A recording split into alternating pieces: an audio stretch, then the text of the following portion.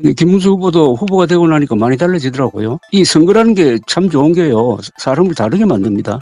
달라지게 만들어요. 다만 하나가 문제가 있어요. 부정선거론자거든요. 김문수 후보가. 그러면은 오는 29일, 30일 사전투표를 해야 되느냐 말아야 되느냐의 딜레마에 처했습니다. 막판에 좀 보수 진영이 단일화할 가능성에 대해서는 어떻게 생각하시나요? 저는 전혀 없다고 봅니다. 이준석 후보는 지금 3등을 하고 있지만은 어떻게 보면 이번 대선판의 시대 정신을 잡았어요. 좌도 아니고 우도 아니고 앞으로 가겠다. 그때 나눈 이야기 중에 제일 중요했던 게 저로서는 세종시로 수도를 이전하면 안 된다고 이야기를 했습니다. 그랬더니 이재명 후보는 일단 용산 집무실로 들어간다. 그리고 청와대를 좀 고쳐가지고 청와대로 돌아가겠다. 대표님이 보시기에 좀 중도 보수 얘기하는 이재명의 민주당 좀 가능할 거라고 좀 보세요? 근데 이재명 후보는 그런 노력을 하고 있는 건 사실 아닙니까? 네. 사실인데 그러나 요사이 이제 대법원장을 공격하는 걸로 해가지고 그런 이미지가 상당히 저는 퇴색했다고 봅니다. 사람이 잘 나갈 때 조심해야 됩니다. 이재명 민주당이 지금 잘 나가는데 이 한국 정치판에 하나의 원리가 있어요. 보수는 분열로 망하고 좌파는 자충수로 망한다고 그럽니다. 자충수는 어디서 나오느냐? 오만하면 자충수를 두게 돼 있어요. 대표님, 그 강제 후보 교체 사태를 좀 지나서 김문수 후보가 뒤늦게 좀 대선 출발선에 섰어요. 좀 김문수 후보가 이 상황을 좀 어떻게 타개하는 게 좋을지. 근데 김문수 후보도 후보가 되고 나니까 많이 달라지더라고요. 이 선거라는 게 참 좋은 게요. 사람을 다르게 만듭니다. 달라지게 만들어요. 대부분의 경우에 좋은 방향으로 달라지게 만들어요. 그 계엄 사태에 대해서도 좀 미지근하지만 사과했잖아요. 계엄 해제 결의에 참여했던 그 김용태 의원을 비대위원장으로 내정했잖아요. 네. 다만 하나가 문제가 있어요. 부정선거론자거든요. 김문수 후보가. 그러면은 오는 29일, 30일 사전투표를 해야 되느냐 말아야 되느냐의 딜레마에 처했습니다. 본인이 이제 또 뱉어놓은 말들이 있기 때문에. 그러니까 본인 소신대로 한다면은 사전투표는 부정선거에 이용될 가능성이 많으므로 투표하지 말고 본투표하자고 이야기해야 될 것 아닙니까? 네. 그거는 투표율을 떨어뜨리는 거잖아요. 선거에서 지는 거잖아요. 그래서 이제는 부정선거론에 대해서도 부정선거 음모론이죠. 그건 황당무계한 거짓말 아닙니까? 더구나 윤석열 씨가 그걸 들고 나와가지고 한때는 유권자의 한 30%를 속여먹었는데 빨리 이 부정선거 음모론과 결별해야 됩니다. 그 결별하지 않으면 토론 과정에서 몰리고 무슨 선거가 되지 않아요.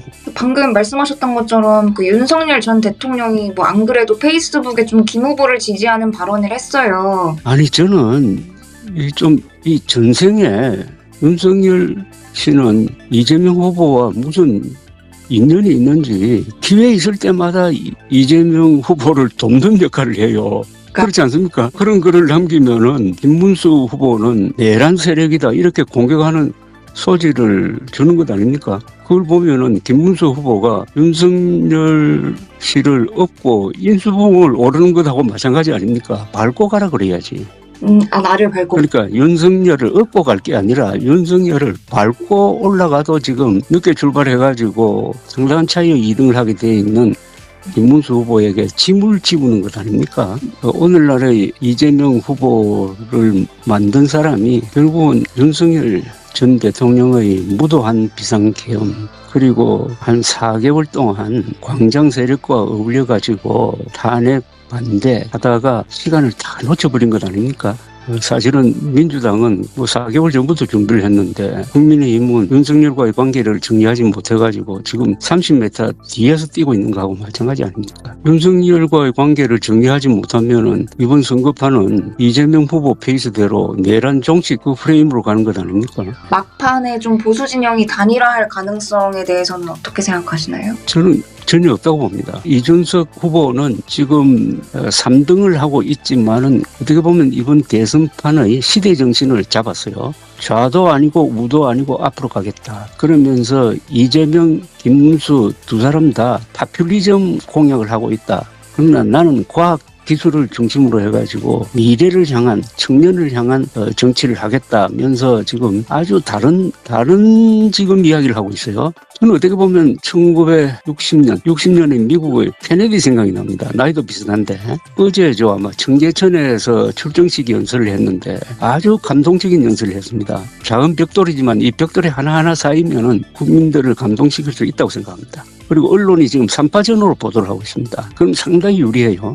2파전으로 보도하는 게 아니라 언론이 3파전 프레임으로 보도를 하기 때문에 이준석 지지율이 올라가고 특히 국민의힘에 실망한 이 합리적 보수가 이준석 지지로 기울면은 지지율이 15%까지 근접할 가능성도 있지 않습니까? 이번 선거판은 단순히 성패를 가리는 것도 있지만은 이 침몰하는 이 보수, 분열된 보수의 새로운 뉴리더를 누구로 정하느냐 하는 그런 의미도 있어요. 현재로는 50대 한동훈, 40대 이준석이 새로운 보수의 뉴리더가 되어가지고 보수를 기사회생시킬 수 있을 것이라고는 그런 희망을 갖게 합니다. 국민의힘 이른바 쿠데타 사건 이후에 새로 나온 여론조사는 없죠. 아마 오늘 중에 많이 발표될 것 같은데요. 근데 1, 2위가 너무 크잖아요. 그죠?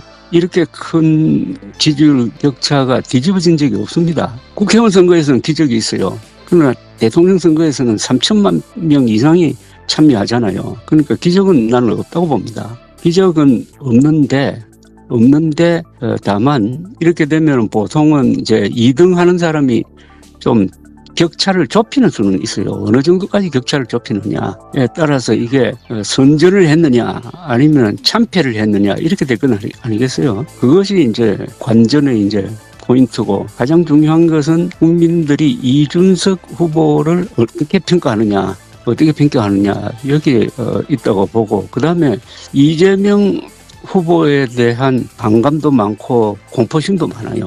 파기환송 재판 이후에 보여주고 있는 민주당의 행태는 상당히 부정적이라고 봅니다. 정권을 잡기 전에도 저렇게 하는데 정권을 잡은 다음에는 아무리 대통령, 그때는 대통령이 되겠죠. 통합으로 한다고 한들 과연 그렇게 하겠느냐 하는 큰 의문점을 던진 점에서 이것은 실수라고 봅니다. 대법원장을 몰아붙이는 거는. 그때 나눈 이야기 중에 제일 중요했던 게 저로서는 세종시로 수도를 이전하면 안 된다고 이야기를 했습니다. 그랬더니 이재명 후보는 일단 용산 집무실로 들어간다. 그리고 청와대를 좀 고쳐가지고 청와대로 돌아가겠다.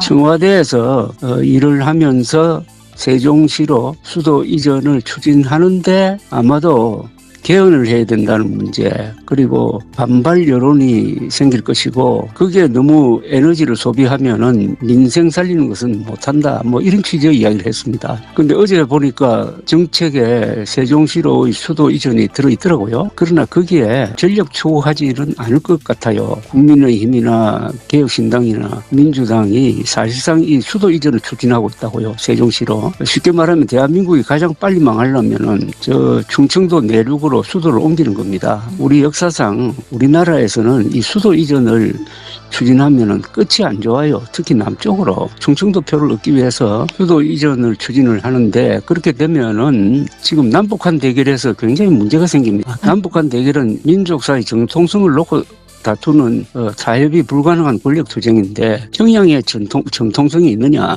서울의 정통성이 있느냐의 싸움입니다. 그런데 서울과 평양을 붙이면 서울이 너무나 압도적이니까 북한에도 1970대 초까지 헌법에 통일조국의 수도는 서울로 한다고 적어놨어요. 나중에 바꿨습니다만은. 그런데 세종시로 옮겨보라고요. 세종시 대 평양시 이렇게 되면 어디가 유리하겠습니까? 그러니까 이 표를 얻기 위해서 수도 이전이라는 엄청난 여기에는 손을 안 대는 게 좋겠다라는 이야기를 그때 이재명 후보에게 했는데 이재명 후보도 납득하는 것 같았어요.